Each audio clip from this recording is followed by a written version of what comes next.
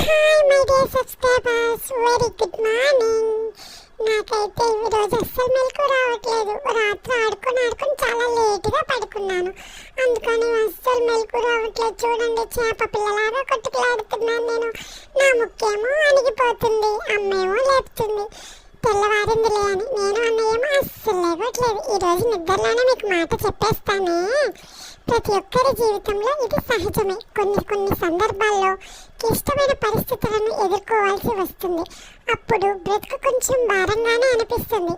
ఏమీ చేయలేని పరిస్థితి వస్తుంది. అలాంటి సమయంలో మనం వెతకవలసింది సాయం చేసే చేతుల కోసం కాదు, మనలో నిక్షిప్తమై ఉన్న శక్తి కోసం.